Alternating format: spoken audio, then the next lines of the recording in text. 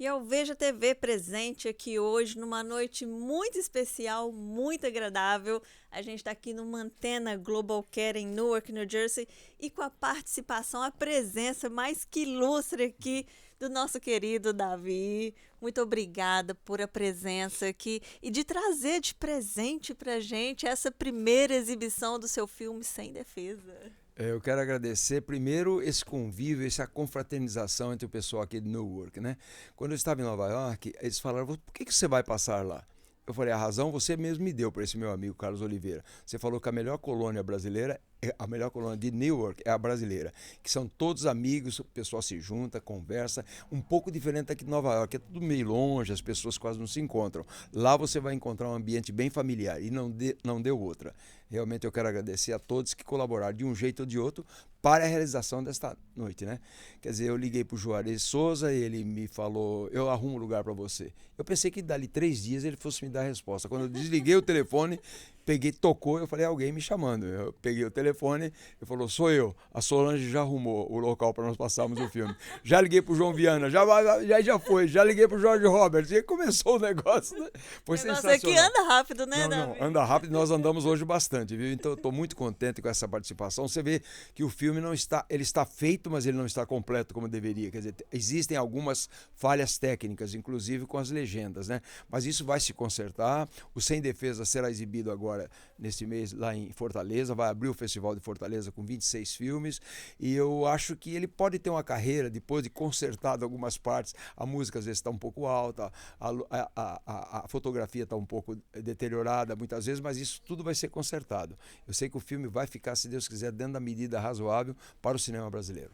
Davi, e quando que você deixou de ser o Davi Cardoso, o ator, para ser o cineasta agora? É porque, por incrível que pareça, antigamente eu trabalhava como ator, tentando fazer galã em novela, fiz quatro novelas como ator principal, né? 2 na Globo, uma na Bandeirantes, outra no SBT como ator principal, com a Elizabeth Savala, Lídia Bronde, né? Nos anos 80, né? Bom, e de repente eu vendo o pessoal dirigir, fui tomando gosto pela coisa, né? E eu era muito amigo do Anselmo Duarte, que foi o único brasileiro a ganhar uma Palma de Ouro com o filme O Pagador de Promessa, uma obra-prima fora de série. E eu, toda vez que eu via aquele filme, eu me sentia com vontade de dirigir. Agora, cinema sem dinheiro não existe. E um cinema é uma indústria de fomento. Você tem que fazer um filme para ele dar dinheiro para você fazer o segundo, porque senão você fica só num filme só. Então o Anselmo Duarte fala: olha, nunca faça nada que não esteja na sua cabeça. Se você tem um sonho, torne-o realidade. Tenta fazer aquilo que você está com vontade de fazer, mesmo sem dinheiro. E essa empreitada foi mais ou menos assim. Quer dizer, o filme, na sua totalidade, custou R$ 500 mil. Não da minha parte, a minha parte foi um quarto que eu coloquei em dinheiro, o resto de ajuda de amigos, da prefeitura da minha cidade de Maracaju, com estadia, alimentação, aquelas coisas básicas que um filme precisa. E eu, graças a Deus, consegui. Mas isso veio, deu tanto ver o Anselmo Duarte, o Massaíni, o Roberto Farias, grandes diretores trabalhando, Carlos Hugo Christensen, um argentino que já faleceu. Eu falei: um dia eu vou dirigir. E começou há 20 e poucos anos com 19 mulheres e um homem. Mas era um filme de aventura, despretensioso. Este é o mais engajado que eu estou, assim.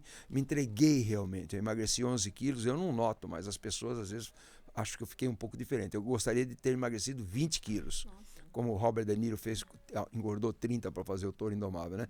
Mas eu não deu tempo, porque a equipe queria ir embora, os atores tinham que voltar para São Paulo, então eu tive que correr contra o tempo. Então o resultado é esse que está aí. E o Sem Defesa, ele aborda um tema, assim, que é triste, mas que é a realidade do Brasil, a violência, e a violência em todos os sentidos, né, Davi? Tem a violência do assalto, depois tem a violência do atendimento às pessoas que precisam de uma ajuda. Como que você vê isso no Brasil? Esse é o lado que mais me tocou, é saber que uma pessoa indefesa, embora com dinheiro, o personagem no caso é um sujeito milionário, mas ele fica refém da própria violência, que ele já teve a primeira pessoa que ele mais amava, a primeira mulher assassinada. Como a justiça brasileira morosa, não é culpa nem de juiz nem de desembargador, estão lendo o que está escrito na legislação, e essa legislação, muitas vezes, uma batida de carro demora 5 anos para ser resolvida no Brasil. Quer dizer, por que não faz tolerância zero em São Paulo, como existe aqui em Nova York? Iam mudar muito. Então, essa diminuição da maioridade penal, que é o tema que a gente mais bate, é uma coisa de senso quase que geral no Brasil. 95% da população, dos entrevistados no filme, são a favor da diminuição da maioridade penal. Porque quando um tio falar pro sobrinho bandido, falar, vai lá e mata aquele cara que você não vai preso, ele vai falar, agora não dá mais, tio. Agora estão prendendo a gente até 18 anos, de 18 para 16, estão prendendo. Tem que achar garotos menores. E assim vai indo. Eu acho que tem que mudar esse status quo, tá entendendo? Então o filme é mais ou menos um alerta. Conta uma história dramática e mais ou menos com pintadas da realidade. Quer dizer, ele é meio documental. Meio não, é bastante documental. Mas com uma realidade real. E engraçado que algumas falas chamam a atenção da gente, né? E teve uma senhora que falou assim, a polícia prende, mas a justiça solta. Exatamente. E isso é o que está na cabeça da maioria dos brasileiros. Eu estava em Brasília, não com esse filme, com outro filme, Maria Fumaça, Chuva e Cinema, um curta que eu fiz. Eu ganhei o prêmio do melhor filme no Festival de Campina Grande. Não competindo com o pessoal do Ceará. Fora dos filmes que entraram, que estavam competindo, eu ganhei o prêmio Rômulo e Remo como o melhor filme, melhor curta, fora da Paraíba. Isso foi uma surpresa para mim. E aí eu fiz uma enquete em Brasília, eu tenho uma carteirinha falsa da revista Manchete, que nem existe mais, mas a pessoa olha, está escrito imprensa, né? E eu mostro, dá licença, eu fazer uma pergunta para o senhor, nada com maldade. O cara, como não? Sabe quem foi Nelson Gonçalves? Quem? Nelson Gonçalves? Não tem memória no nosso país, tá entendendo? Então, duas perguntas que eu fazia. Sobre o Nelson Gonçalves, gravou 100 LPs, mais que o Frank Sinatra, e ninguém sabe quem foi. Morreu há 10 anos, não sabe quem foi, um dos maiores vozes que teve no Brasil. E a outra pergunta era o seguinte, você é a favor ou não da diminuição da maioridade penal? Acho que de 10, 9 são a favor da diminuição da maioridade penal, porque tá demais isso. Então, pelo menos é um dado da população, tá contra o que acontece hoje no Brasil, né? Graças a Deus, eu acho que isso hoje já está mais alerta. E uma outra frase que me chamou muita atenção também, não sei se foi o desembargador que falou que não adianta só diminuir a idade, mas a gente tem que investir na educação, que é a base de tudo, né? Você acha, Davi, que hoje em dia o brasileiro já está tendo mais uma noção disso, que não basta só colocar o criminal, mas a gente tem que educar? A base de tudo, eu, por exemplo, que sou ecologista, eu acho que qualquer professor não precisa ele ter um curso para poder falar sobre a violência e sobre o meio ambiente. É só ele entrar na sala de aula e falar, olha, criancinhas desde 2, 3 anos de idade, né? Olha, não jogue lixo na rua, não use água potável para lavar a calçada. Eu, por exemplo, na minha casa, nunca se jogou um litro de água potável na calçada. É só água que sai da máquina de lavar roupa. Tá? Eu estive em Anápolis, num festival de cinema, ano retrasado, e uma menininha falou assim, eu perguntei para ela assim, filha da empregada que limpava o quarto. Eu falei, quando você vai fazer pipi, quando você vai tomar banho, você tem vontade de fazer pipi? Ela falou, tenho, tio. Quantos anos você tem? 11 anos. Você faz aonde? Ela falou, no vaso, né? Eu falei, não, minha filha. Você vai na banheira, em pé. Se você quiser abaixar, até você faz um exercício para a perna. Uma abaixadinha só, mas todo dia fazendo isso. E você faz pipi em pé mesmo, abre a água, você economiza 8 litros de água todo dia, se você fizer só esse gesto. Ela ficou olhando assim para mim, me ligou dali uns 4, 5 dias a cobrar. Eu falei, não, celular não, liga no telefone fixo. Desliguei lá em Campo Grande, ela ligou a cobrar e falou, tio, é o Davi Cardoso? Olha, eu passei esse ensinamento lá na minha sala de aula, todas as meninas estão cobrando isso do papai e elas estão fazendo pipi em pé agora. Então esse é um ganho que eu tenho. As minhas palestras todas eu entro com relação ao meio ambiente. Pego uma toalha no hotel, se não tiver escrito nada, eu pego aquela toalha, ponho um papel que eu chamo de almaço, mas é sulfite, e põe, por favor, não lavar essa toalha. A tua pergunta, mas por quê? Tem outras toalhas? Não, na minha casa eu demoro 4, 5 dias para tirar uma toalha para lavar. Por que razão eu vou usá-la uma vez só e jogar no chão para gastar mais água? Só que essa consciência é desde 1963, que eu era jovem. Isso já vem de anos. Eu acho que eu já tive esse aprendizado por mim mesmo. Mas no colégio, podiam os professores fazer esse papel, de indicar para a criança para não jogar um papel fora do carro, esse tipo de coisa, tá entendendo? Porque o meio ambiente lá na minha região, estou falando notadamente do Pantanal Sul-Mato-Grossense, a caça criminosa, a pesca predatória, o soreamento dos rios, desmatamento irregular, é um crime que acontece todos os dias e parece que as autoridades querem tomar conta da coisa, mas ficam desanimados porque a justiça vem e não faz a parte dela. Teve alguma parte desse filme, algum momento que você sentiu mais tocado? Tem uma cena muito forte, que quando você entra meio que em desespero e sai um sangue real lá na história. Porque tem um maquiador que talvez seja o melhor do Brasil, fez mais de 80, 90 e poucos filmes ele fez, trabalhou com o Oswaldo Massaini, trabalhou com o pessoal de São Paulo, do Rio de Janeiro, chama Mário Lúcio. E ele falou, Davi, eu vou maquiar. Eu falei, não, deixa, se não ficar boa a cena, nós repetimos. Você só que não coloquem a câmera aí, que era uma macro, né? E vocês coloquem, ó, ótima câmera para se filmar, gravar, né? Que não é filmar hoje, é gravar. Você coloca e eu vou tentar fazer real. Se não ficar boa, não convencer, eu paro. E eu comecei a dar soco, cortei a boca, depois cortei aqui, com esse lado esquerdo, cortei aqui em cima dos olhos, o sangue, ficou aquele corte aqui, queria que desse 1 ponto, 2 pontos. E eu fiz a cena, quando terminou, todo mundo, a equipe começou a aplaudir, tudo. A dor era intensa, tá entendendo? Mas tem coisas falhas no filme, por exemplo, antes de eu me esmurrar, eu dou socos na minha perna. A câmera não pegou isso. Eu nem via o monitor, porque eu falava, tá bom, diretor de fotografia? Eu falava, tá, então vamos para outra cena. Chama a atriz rápido, vamos rápido, nós não temos tempo. Não, você tem que correr quando não se tem dinheiro, não se tem tempo.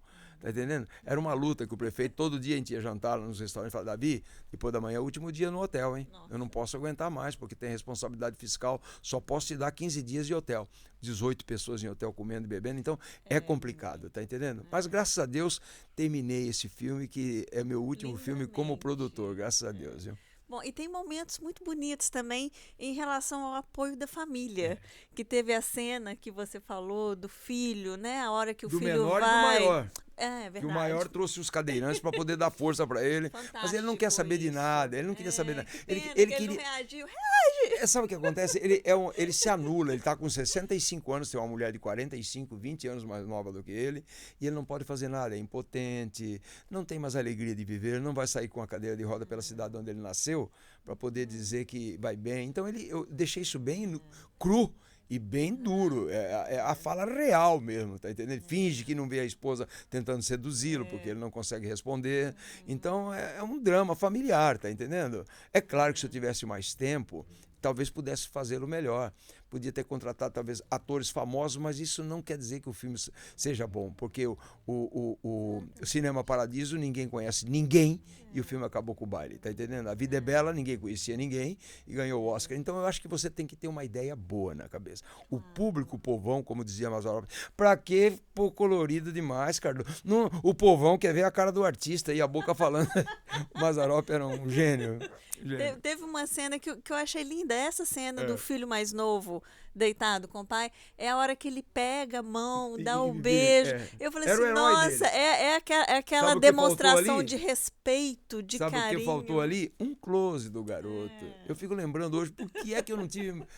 Parar um pouco, tô na geral aqui por baixo da cama, põe a câmera ao lado da cama, mas dando um close do menino enternecido, assim, passando a mão no rosto do pai, tá entendendo? Eu, como diretor, agora sinto falta, toda vez que passa a sequência, eu falo, vai vir a cena e não tem o rosto da mãe, não tem mais jeito de fazer.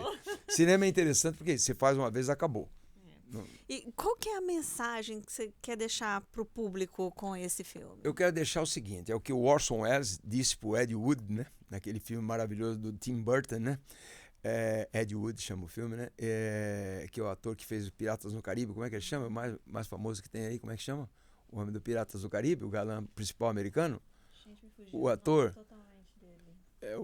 Bom, nós vamos lembrar. Hoje nós estamos no final da entrevista a gente lembra o nome dele. É o ator maravilhoso, Johnny Depp. Johnny Depp. Então, ele fazendo o Ed Wood, que era o pior diretor de Hollywood, no qual eu também me reflito um pouco, ele chegou e encontrou-se com Orson Welles dentro de um bar, né? E o Orson Welles, ele reclamando que não tinha dinheiro para fazer o filme, assim como eu reclamei, e ele também reclamou, mas fez, eu também fiz. Ele fala assim, meu filho, por que realizar o sonho dos outros e não os seus? Então, eu acho isso fantástico. Então, a gente que trabalha com a cultura, a gente não vai deixar esse amor nunca do lado, tá entendendo? E eu vejo aqui vários representantes, como o George Hobbs, que é um rapaz de talento, e que se Deus quiser, e Deus vai querer, nós vamos trabalhar juntos. Não numa produção minha, mas num outro filme, talvez dele, talvez, e de vários talentos que existem aqui em Nova York, que existem aqui em Newark. Quantas pessoas já conversei com o Juarez, saindo, gente com vontade de fazer cinema, que vem pedir opinião sua, como que tem que fazer. A tecnologia que me atrapalhou muito, atrapalhou no bom sentido. Ela me esmagou, porque eu sou um piloto de avião que não consigo, sou piloto mesmo de avião, e não consigo pegar um relógio e colocar a hora no relógio digital. Eu tenho medo agora de voltar a Nova York e pegar o trem. Porque eu vivo numa síndrome de não fazer nada daquilo que eu não conheço, só aquilo que eu conheço. Eu tenho que me curar disso aí, eu não tenho celular, eu não sei nada, a tecnologia me matou, tá entendendo? Eu conheço as coisas antigas, mas as coisas novas não. Eu não sei operar com a câmera dessa que seu marido está operando, não consigo, tá entendendo? E quando eu pego uma 35mm, eu ponho o filme, rodo todinho. Eu parei no tempo, eu fiquei...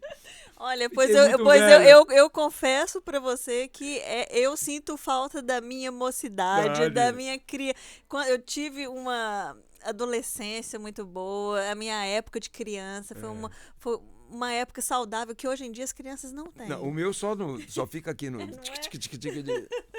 Eu acho que você está privilegiado, viu, Davi? Não sai não, fica no seu cantinho que você sai lucrando. Tô lá no Pantanal, tranquilo, né? Então, é isso aí, viu? Isto não é vida, meu filho. Não, no duro. Eu não sou mais homem, principalmente da cintura para baixo. E eu não tenho direito, não posso exigir que a Sônia, bem mais jovem do que eu, fique ao lado de um aleijado, de um impotente como eu. Eu não posso satisfazer-lhe nada mais. Dificuldade do currículo, bota novamente a foto dela aí para ver se alguém reconhece essa marginal, bandida, safada. Ela parece ter fugido para o Paraguai.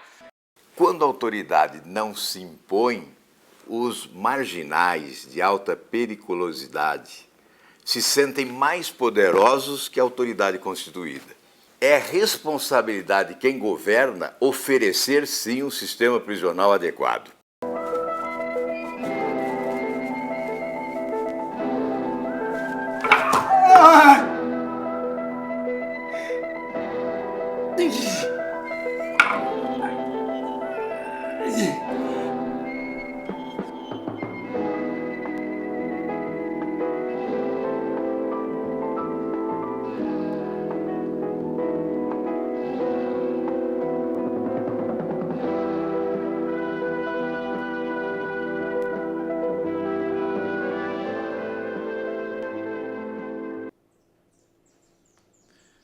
Deixou a minha grana?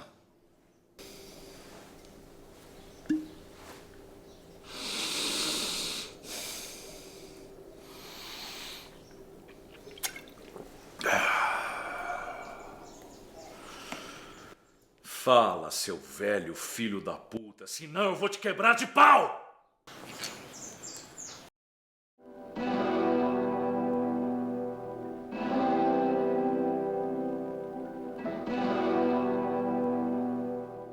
Davi, olha, eu quero em nome, né, assim, do VGTV, em nome de todo mundo aqui, agradecer muitíssimo essa honra que você nos concedeu de trazer o seu filme aqui de primeira mão pra gente. Agradecer a Solange também, que recebeu a gente aqui. E muito obrigada, a gente fica muito honrada mesmo. Tá bom, e a mensagem é isso, nunca desista do seu sonho. Porque se você for fazer um outro trabalho, se alguém me chamar para eu ser o diretor-geral do Banco do Brasil, digamos, um exemplo, lá no meu país, não vou querer ganhar $50 mil para ser o diretor-geral do Banco do Brasil. Porque não é aquilo que está dentro de mim, tá entendendo? E eu, com a idade que eu tenho, 70 anos, não vou ficar tentando um novo negócio. O que eu quero? É perseguir esse sonho, ajudando os outros. Eu tenho ido em faculdades, eu tenho ido em universidades. Existem aquelas perguntas assim, escuta, você com tal atriz, você, né, fez aquilo? Existem aquelas perguntas, mas outros não. Como é que você fazia? Você mesmo falando com você mesmo com a câmera 35mm, como é que era? Como é que você fazia essa trucagem? Então aí eu vou explicar, fechar o olho da lente, tem que, sabe como é que é?